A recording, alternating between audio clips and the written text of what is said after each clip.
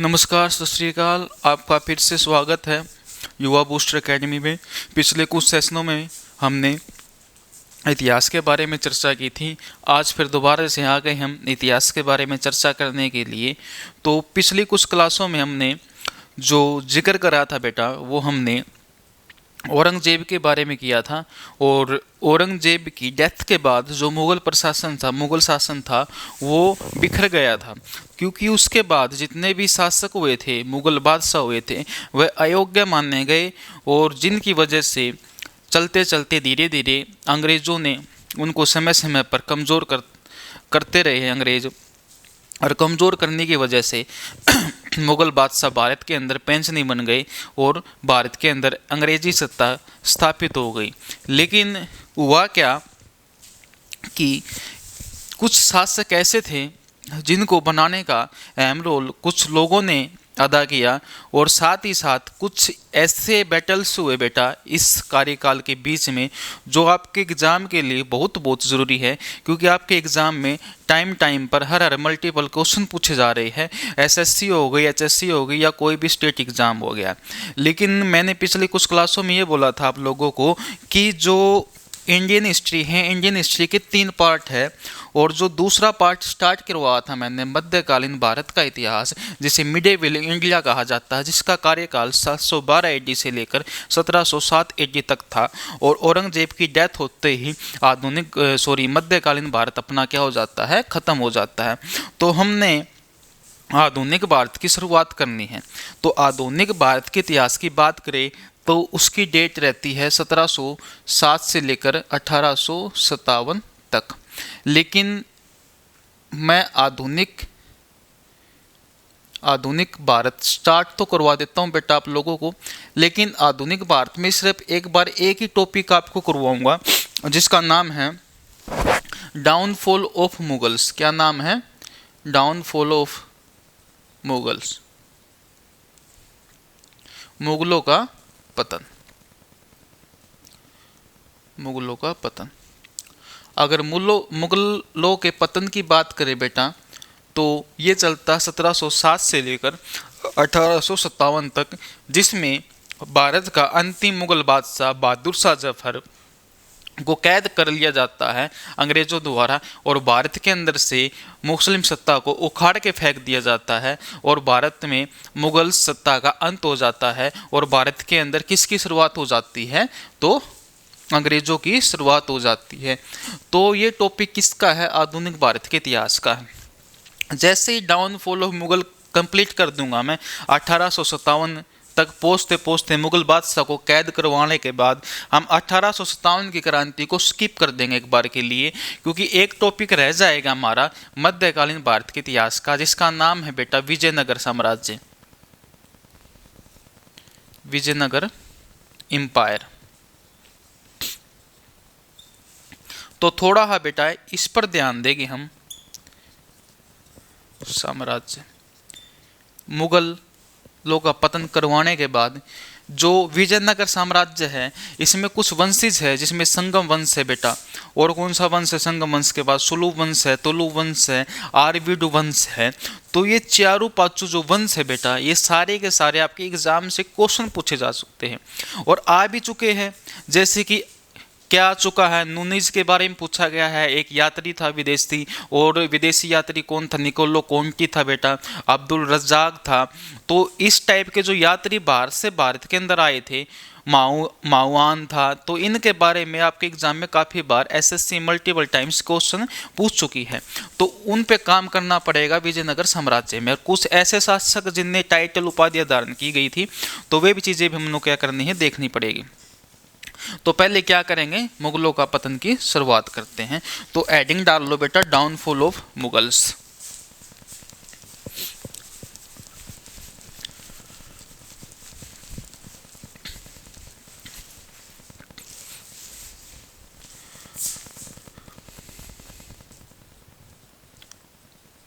Downfall of Mughal,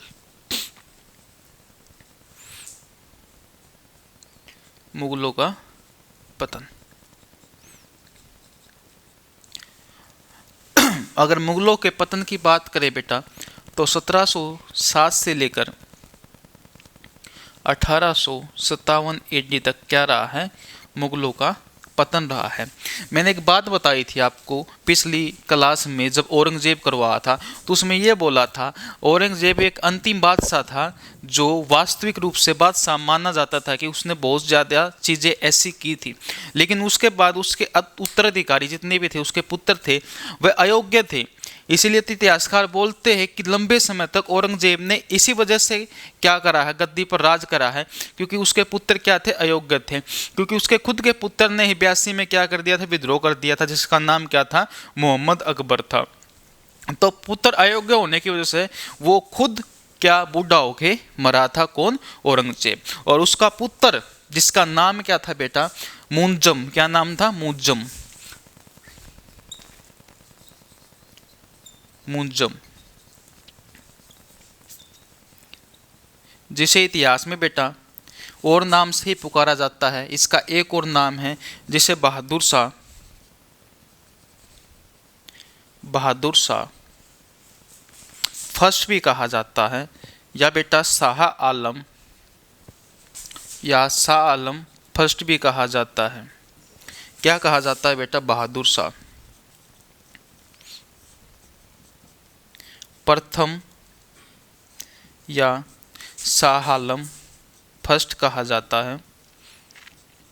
ये औरंगजेब का पुत्र था बेटा, जो इतिहासकार ये कहते हैं कि 65 वर्ष की उम्र में मुगल बादशाह बना भारत का, क्योंकि इसका पिता ही क्या था बेटा, लंबे समय तक कार्यकाल में राज कर रहा था।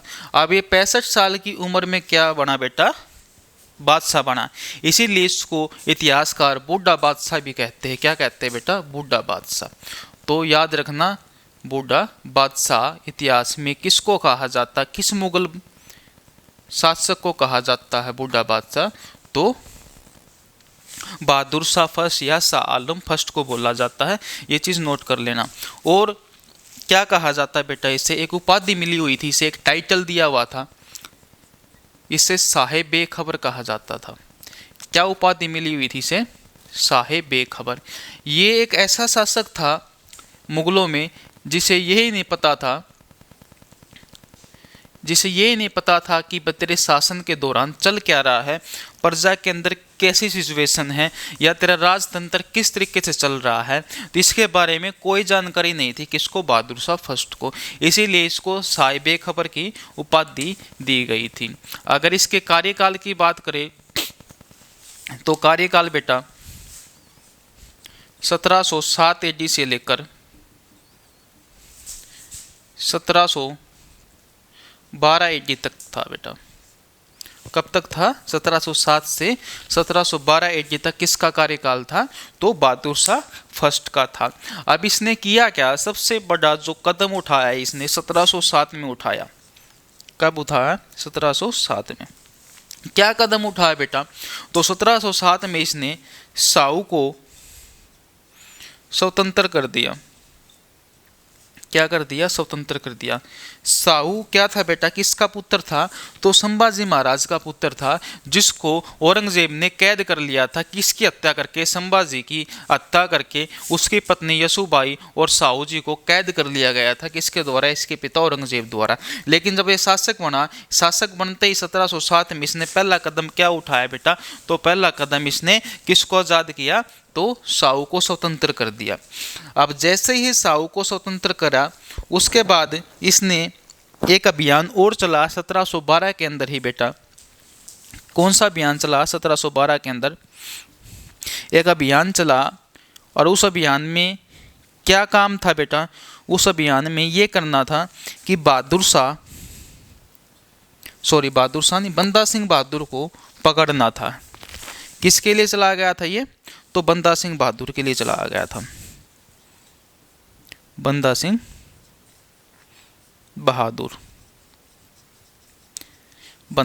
बहादुर के लिए मुहिम या अभियान चलाया गया था। किसके द्वारा, बहादुर शाह के द्वारा। और इस अभियान के दौरान ही इतिहासकार ये बोलते हैं कि किसकी मृत्यु हो गई, बहादुर शाह जफर की क्या हो गई, मृत्यु हो गई। कब? 1712 में ही। कब की बात है? 1712 की बात है। तो किस अभियान के दौरान? बंदा सिंह बहादुर को पकड़ने के अभियान के दौरान।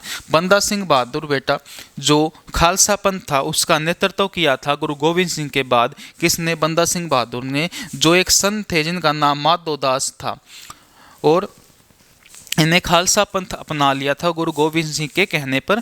और ये आगे जाकर फिर इनको कैद कर लिया गया था। किसके द्वारा? आगे जाकर अगले जो मुगल बादशाह आएंगे, कौन से बेटा? फरुखसियर, वो इनको कैद कर लेंगे और कैद करके इनको मरवा देंगे। इनकी आंखों में जलते हुए लाल सरिये यानी कि रोड डाल दी जाएगी और इनको इनकी पूरी की पूरी चमड़ी उतार के इनको मार दिया जाएगा। इतिहासकार कहते हैं किसको? बंदा सिंह बहादुर को। आगे जाके पढ़ेंगे बंदा सिंह बहादुर के बारे में। आपको सिख धर्म भी करवाना है पूरा का पूरा, सिख धर्म, सिख रिलीजियस भी करवाना है, जिसमें मिसलें करवानी है। तो मिसल करवानी भी आपके लिए बहुत ज़रूरी है, जिसमें 12 मिसल है। 12 मिसल में से एक जो अहम मिसल है सुखचर्या मिसल, जिसमें से एक व्यक्ति निकलेगा महाराजा रणजीत सिंह, उसके बारे में आप लोगों को पढ़ाना है, जो बहुत बहुत ज़रूरी है आपके लिए। तो तब भी होगा, ये टेंशन लेने की कोई बात नहीं। अब 1712 में किसकी मृत्यु हो गई? बहादुर शाह फर्स्ट की या शाह आलम फर्स्ट की मृत्यु हो गई। एक पॉइंट नोट कर लेना बेटा, एक क्वेश्चन में कंफ्यूज रहते हैं बच्चे कि क्वेश्चन आ जाता 1857 की क्रांति का नेतृत्व किसने करा था। तो कई बच्चे बहादुर शाह ऑप्शन में होता फर्स्ट और बहादुर शाह जफर भी होता है, तो कंफ्यूज हो जाते हैं और वो ये निशान लगाते। लेकिन वो कौन से वाला? वो जफर, वो अंतिम मुगल बादशाह है। और ये कौन से वाला है? फर्स्ट है। कौन सा? प्रथम मुगल बादशाह है। तो इसमें थोड़ा ध्यान रखना, करेक्शन हो जाती बच्चों से काफ़ी बार होती एग्जाम में, तो ध्यान रखना इस क्वेश्चन में। अब इसके बाद एक इतिहासकार थे जिसका नाम था खाफी खां। क्या नाम था बेटा? खाफी खां। तो खाफी खां ने कुछ कहा था इसके बारे में। खाफी खां इतिहासकार ने ये बोला था कि भारत का अंतिम एक मुगल बादशाह बहादुर शाह फर्स्ट ही था, जिसके बारे में प्रजा कुछ अच्छा कहती थी, जिसको वास्तविक रूप से ये मानती थी कि भाई ये क्या है? क्या है बेटा? मुगल बादशाह है। तो ये खाफी खां ने बोला था किसके लिए? बहादुर शाह के लिए।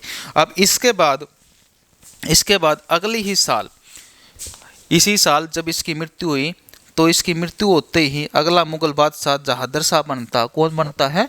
जहादर शाह। अपने भाइयों की हत्या करके, अजीमो हुसैन, रफ़ी हुसैन, जहानू हुसैन की हत्या करके क्या बनता है? अगला मुगल बादशाह बनता है। किसका पुत्र बेटा? बहादुर शाह फर्स्ट का पुत्र, जिसका नाम क्या है? जहादर शाह है। तो मैं साफ कर देता हूँ एक बार, आप एक बार इतना उतार लो अच्छे से इसको, फिर इसको नोट कर लो।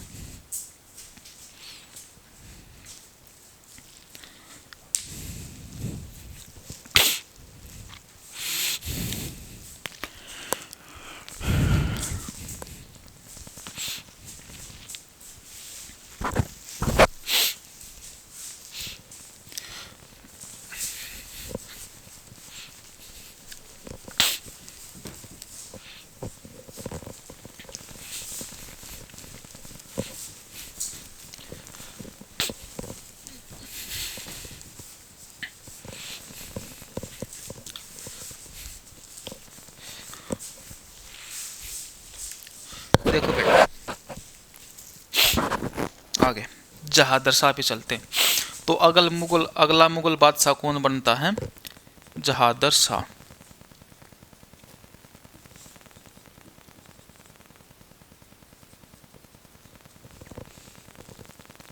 जहादर शाह कार्यकाल की बात करें तो 1712 AD से लेकर 1713 AD तक इसका कार्यकाल रहा था। एक ही साल ये क्या बन सका था? शासक या मुगल बादशाह बन सका था। क्यों बना एक ही साल? क्योंकि आगे जाकर इसकी हत्या करवा दी थी। किसने? फर्रुखसियर ने। अभी बताएंगे क्यों करवाई थी, क्या रीजन था। तो उस समय बेटा जब ये जहादर शाह शासक बना, तो शासक बनने के लिए इसने एक व्यक्ति की सहायता ली थी। किसकी सहायता ली थी? एक व्यक्ति से इसने मदद ली थी, हेल्प ली थी, जिस व्यक्ति का नाम था बेटा जुल्फिकार खां। क्या नाम था? जुल्फिकार खां। तो इस व्यक्ति ने जहादर शाह की हेल्प करी थी अपने भाइयों की हत्या करवाने में इसने किसके भाइयों की हत्या करी? जादर शाह के भाइयों की, जिसका नाम क्या था? रफ़ी उसान, और क्या नाम था बेटा? जहानू उसान, और क्या नाम था बेटा तीसरा बेटे का नाम? अजीमो उसान। तीनों भाइयों की हत्या करवा के किसके द्वारा? जुल्फिकार की मदद के द्वारा। और अब खुद शासक बना कौन? जहादर शाह। और उसके बाद जुल्फिकार खां को इसने वजीर नियुक्त करा बेटा। क्या नियुक्त किया? वजीर। और वजीर बेटा उस समय की सबसे सर्वोच्च पोस्ट होती थी। आज के टाइम पे इसको अगर पद दिया जाए तो प्रधानमंत्री का पद दिया जाएगा। तो प्रधानमंत्री लेवल की पोस्ट क्या होती थी? वजीर होती थी। राजा के बाद जो सबसे बड़ी पावरफुल पोस्ट थी वह वजीर थी। किसको मिली? जुल्फिकार खां को। लेकिन उस समय बेटा गुट होते थे। क्या होते थे? गुट होते थे। पूरे वर्ल्ड के अंदर गुट फेमस थे, जिनमें ईरानी गुट, हिंदुस्तानी गुट और फारसी गुट, ये अहम गुट थे जो भारत के अंदर क्या कर रहे थे बेटा? उस समय सरवाइव कर रहे थे। और बहुत ज़्यादा पॉपुलरिटी इन गुटों की थी। और इन गुटों में ही योद्धा होते थे, और इन गुटों के अंदर से ही व्यक्तियों की नियुक्ति की जाती थी। जो सर्वोच्च व्यक्ति होते थे वे किसी ना किसी राज्य काल के अंदर राजा उनको अपने सेना के अंदर या किसी विशेष पद पर क्या कर देता था? नियुक्त कर देता था। तो उसमें कुछ अहम गुट थे। तो अगर पहले गुट की बात करें हम, तो पहले गुट में आता तुरानी गुट। कौन सा गुट था? तुरानी गुट, जो मध्य एशिया में ज्यादा पॉपुलर था बेटा। कहां पर था? मध्य एशिया। फिर आता था इसके बाद बेटा कौन सा गुट? फारसी गुट। फारसी गुट। अगर हम फारसी गुट की बात करें तो यह फारस और ईरान, या ईरान भी कह सकते हैं हम। और तीसरा गुट था अहम, जिसके ऊपर स्टार लगा लेना। यहाँ से कुछ व्यक्ति निकलेंगे जो आगे जाकर आपका इतिहास बदल देंगे। देखो तो आगे कौन सा गुट आता है? हिंदुस्तानी गुट।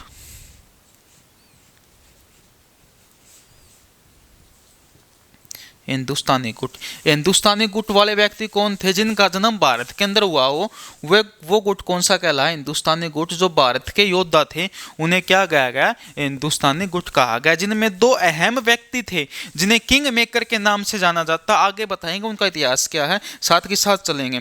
तो कौन थे बेटा इस हिंदुस्तानी गुट के अंदर ही? सैयद बंधु। क्या नाम था जिनका?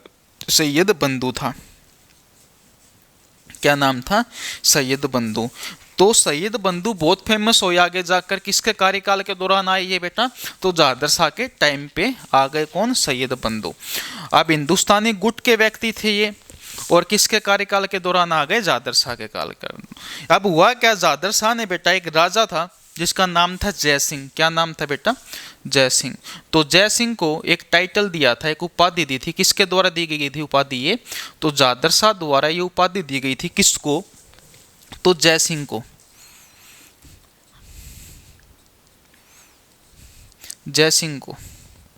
और कहाँ का शासक था? एग्जाम में पूछा जाएगा आपको। तो जय सिंह को कौन सी उपाधि दी गई थी?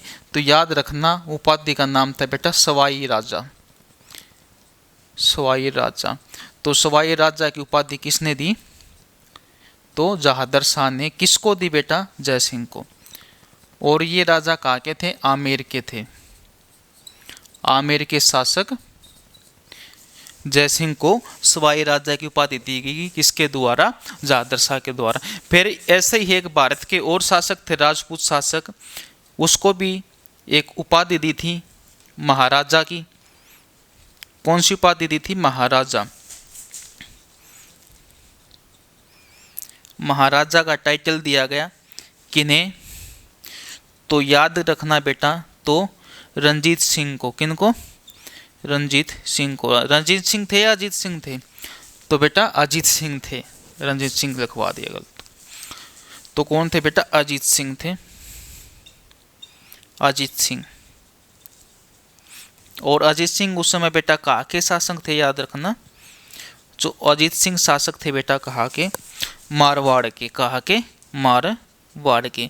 और आज फिलहाल मारवाड़ का प्रेजेंट में, वर्तमान में नाम क्या है? ये तो प्राचीन नाम हो गया बेटा। अब मारवाड़ को वर्तमान में किस नाम से पुकारा जाता है? तो सभी बच्चे जानते हैं बेटा किस नाम से पुकारा जाता है? तो जोधपुर। तो जोधपुर का प्राचीन नाम क्या है? क्या है? मारवाड़। और मारवाड़ का वर्तमान नाम क्या है? तो जोधपुर। जोधपुर को बेटा याद रखना, और क्वेश्चन बन सकते एग्जाम में। सन सिटी भी कहा जाता है। क्या कहा जाता है? सन सिटी। और क्या कहा जाता है बेटा? ब्लू सिटी भी कहा जाता है। किसे? जोधपुर को। तो दोनों नाम सन सिटी, ब्लू सिटी किसके हैं? तो जोधपुर के हैं। और प्राचीन नाम क्या है? मारवाड़। तो मारवाड़ के राजा अजीत सिंह को क्या उपाधि दी गई? महाराजा की उपाधि दी गई। किसके द्वारा?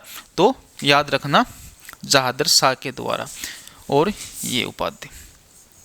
अब इसके बाद क्या होता है? इसके बाद इसे दिल्ली के अंदर एक बहुत सुंदर महिला से मोहब्बत हो जाती है। कब की बात है ये? तो 1712 के आसपास की बात है।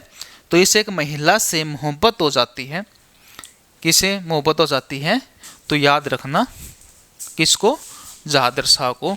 तो महिला का नाम था बेटा, दिल्ली के अंदर थी वो, दिल्ली के अंदर, जिसका नाम था लाल कुंवर।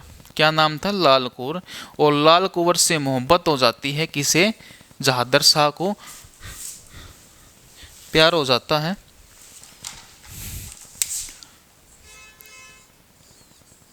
ये मैंने बना दिया एक सिंबल आपके लिए, लाल नहीं चल रहा है, इससे मिला देता हूँ, ठीक है। किससे मोहब्बत हो गई? जहादर शाह से।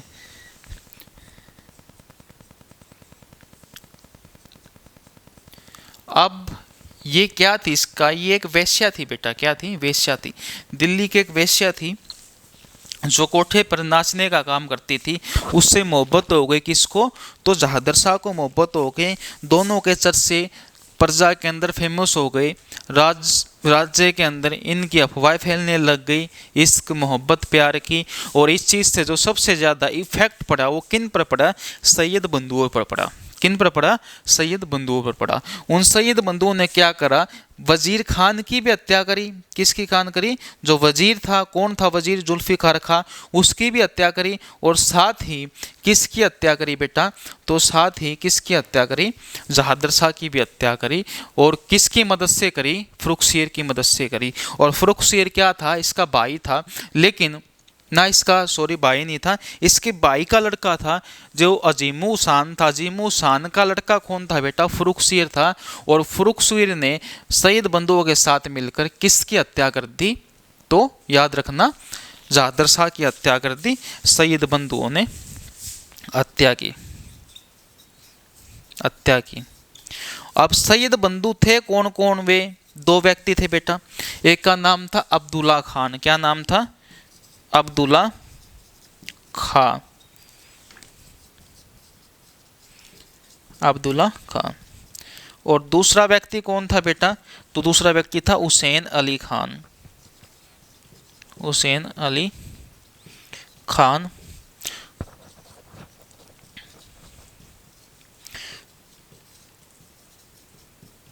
और साथ में कौन था इनके? साथ में कौन था? तो याद रखना, फर्रुखसियर।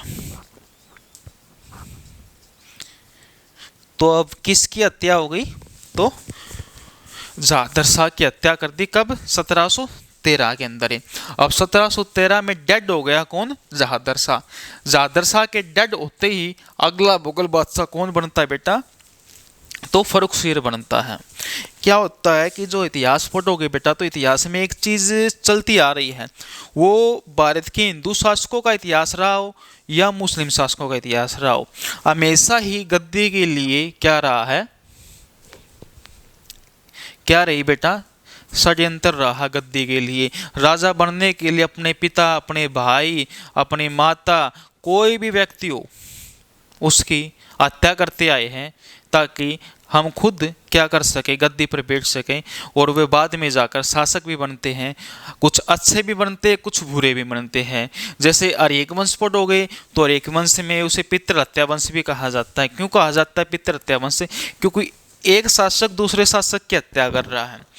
पहला शासक कौन बनता है बेटा? बिंबिसार बनता है। बिंबिसार की हत्या कौन कर देता है? अजातशत्रु कर देता है। अजातशत्रु की उदयन कर देता है। तो पुत्र क्या करते आ रहे हैं? अपने पिता की हत्या करते करते आ रहे हैं। फिर जैसे ही क्या पढ़ोगे आगे चढ़ोगे, आगे चलोगे, मौर्य वंश पढ़ोगे तो मौर्य वंश में आपको अशोक मिलेगा, सम्राट अशोक अपने भाइयों की हत्या करके गद्दी पर बैठेगा। तो एक गद्दी ऐसी चीज थी इतिहास के अंदर जिसमें अपने भाई, अपनी माता, अपने पिता, अपनी बहन की हत्या की जा रही थी। दिल्ली सल्तनत के अंदर अपनी बहन रजिया सुल्तान की डाकुओं के हाथों गुंडों के हाथों, डाकुओं के हाथों मरवा दी गई थी। कौन? रजिया सुल्तान। तो ऐसे ही इतिहास में कोई भी शासक देखोगे या कोई वंश देखोगे, ये चीजें होती आई है शुरू से लेकर आरंभ तक। यानी कि प्राचीन इतिहास की बात करें, मध्यकालीन के इतिहास की बात करें, दोनों में ये चीजें आपको मिलेगी मिलेगी, याद रखना। अब इसके बाद अगल बादशाह कौन बनता? अगला तो फरुखशीर बनता। इतना नोट करो एक बार, फिर फरुखशीर पर चलते हैं।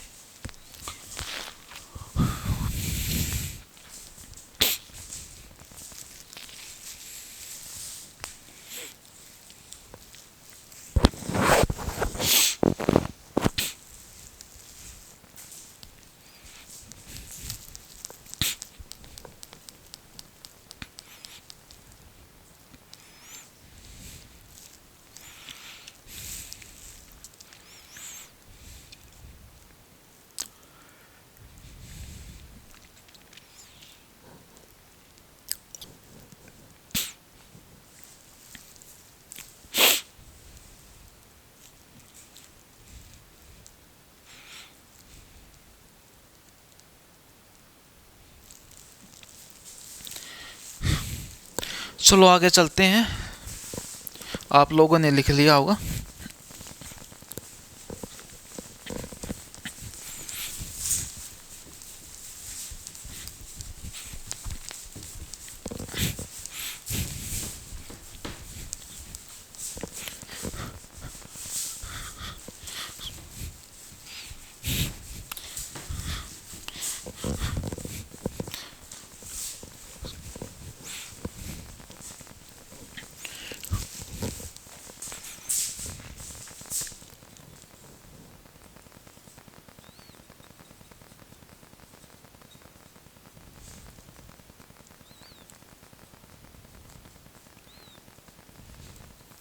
देखो बेटा फरुखशीर, अगर कार्यकाल की हम बात करें तो 1713 से लेकर 1739 तक का, 1719 तक का। और देखो सीक्वेंस याद करो, पहले कौन आता है? बहादुर शाह फर्स्ट, 1707 से 1712, 1712 से 1713 एक साल कौन? जहादर शाह। और 1713 से 19 कौन? तो कौन है बेटा? 1713 से 1719 कौन? फरुखशीर। आगे कौन आ जाएगा 19 के बाद? तो एक रफ़ी उद दरजात आएगा। और फिर अगला कौन आएगा बेटा उसके बाद? तो अगला आएगा बेटा कौन सा शासक? तो रफ़ी उल दौला आएगा। लेकिन फिर उसके बाद एक शासक और जाता है। ये दो शासक 1719 के अंदर ही आते हैं जो बीमारियों के कारण मर जाते हैं। उसके बाद रोशन अख्तर आता है जिसका वास्तविक नाम क्या था? मोहम्मद शाह रंगीला, 1719 से 48 तक। आज देखते हैं मोहम्मद शाह रंगीला तक पहुँच पाते नहीं पहुँच पाते। सोचेंगे कि मोहम्मद शाह रंगीला भी लपेट ही ले साथ के साथ, क्योंकि मोहम्मद शाह रंगीला करेंगे तो उसमें एक अहम युद्ध आएगा 1739 का, जिसे करनाल का युद्ध भी कहा जाता है, वो भी पूरा करवाना है। लेकिन पहले फरुखशीर पर चर्चा कर लेते हैं। तो अगर हम फरुखशीर की बात करें तो इसके कार्यकाल में एक तुरानी गुट का बहुत जबरदस्त व्यक्ति था जिसका नाम था निजाम उल मुल्क। क्या नाम था? निजाम उल मुल्क। निजाम उल मुल्क, जिसका बेटा एक नाम और था जिसे चिंकलिज खान भी कहते थे, या चिंकलिज खा भी कहते थे, चिंकलिज खा। तो याद रखना ये भी किसका नाम है? निजाम का है। इसे फरुखशीर द्वारा बेटा याद रखना दक्षिण की सूबेदारी दी गई थी। दक्षिण की सूबेदारी दी गई थी किसके द्वारा? फरुखशीर के द्वारा दक्षिण की सूबेदारी दी गई। किसको? निजाम उल मुल्क को। और कहाँ का सूबेदार बनाया था? औरंगाबाद का। औरंगाबाद कहाँ पर है वर्तमान में? तो महाराष्ट्र में है। कहाँ पर है? महाराष्ट्र में। तो महाराष्ट्र के औरंगाबाद का सूबेदार किसे नियुक्त किया गया? निजाम उल मुल्क या चिंकलिज खां। एग्जाम में कई बार चिंकलिज खां दे देता है तो बच्चे कंफ्यूज हो जाते हैं कि चिंकलिज खां कौन है। तो चिंकलिज खां दूसरा ही नाम किसका? निजाम उल मुल्क का है। अब इसके बाद जो अगला कदम उठता है वो क्या होता है? मैंने अभी बताया था, अभी 2 मिनट पहले ही आप लोगों को, कि फर्रुखसियर और सैयद बंधु मिलकर किसकी हत्या कर देते हैं? जुल्फिकार खां की। तो जुल्फिकार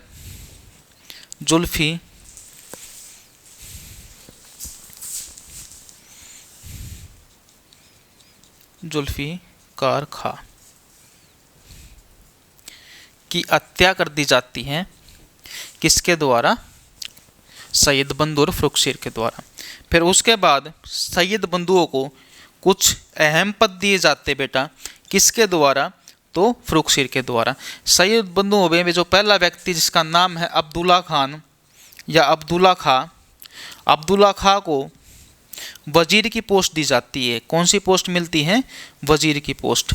और दूसरे नंबर पर आता हुसैन अली खां। हुसैन अली खां को फर्रुखसियर द्वारा मीर बख्शी की पोस्ट दी जाती, मीर बख्शी का पद दिया जाता है, जिसे सेनापति कहा जाता था या सेनापति भी कह सकते हैं हम।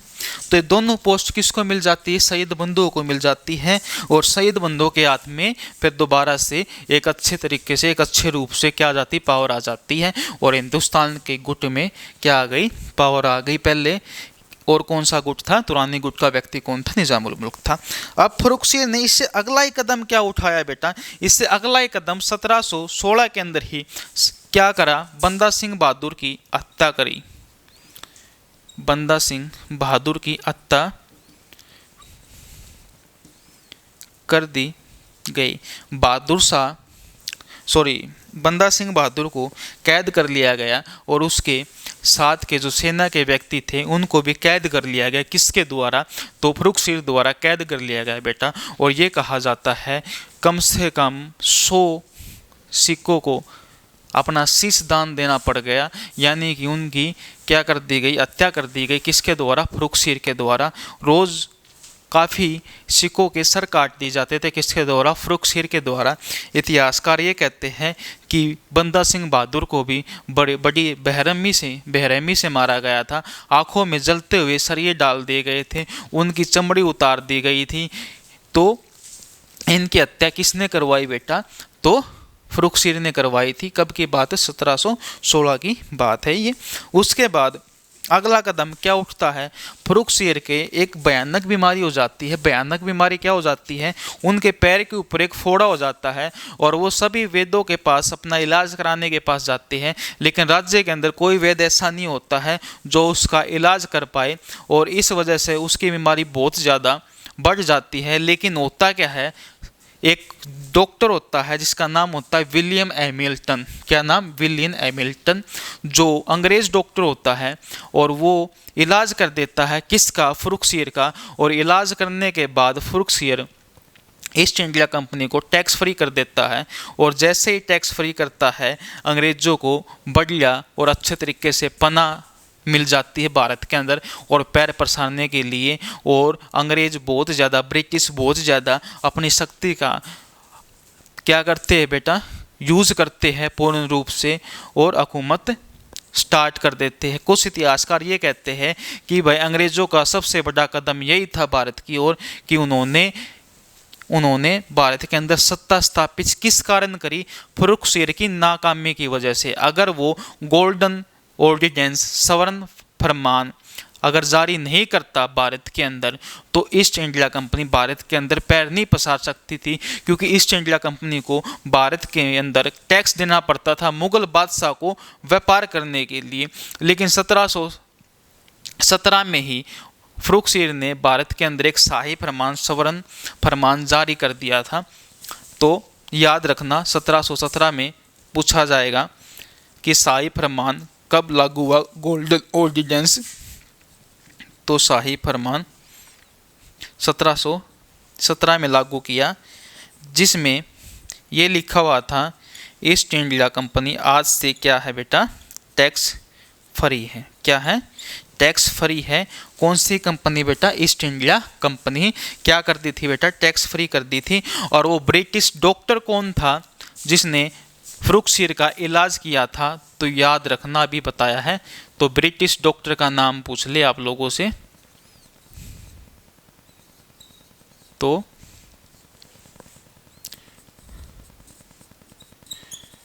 ब्रिटिश डॉक्टर जिसका नाम है विलियम हैमिल्टन।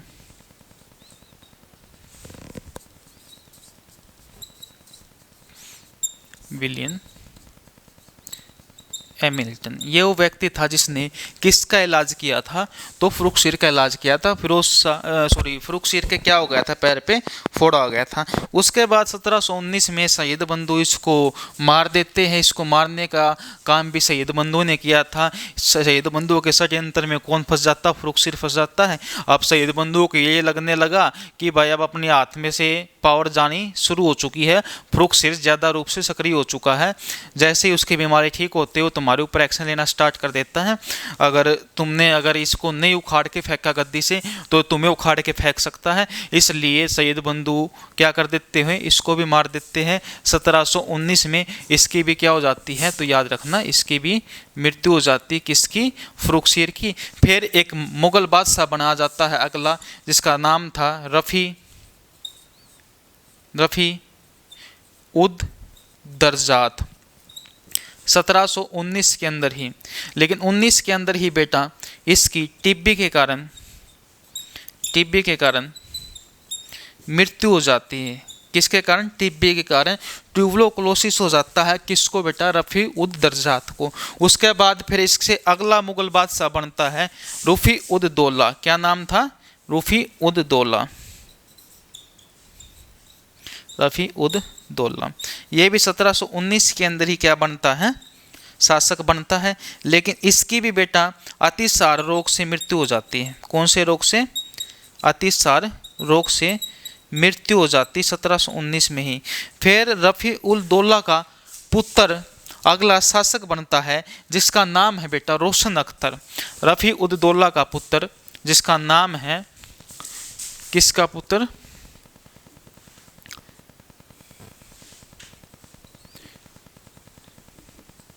दौला का पुत्र जिसका नाम है रोशन अख्तर, वो भारत का अगला मुगल बादशाह बनता है रोशन अख्तर, जिसे बाद में मोहम्मद शाह रंगीला के रूप में जाना जाता है।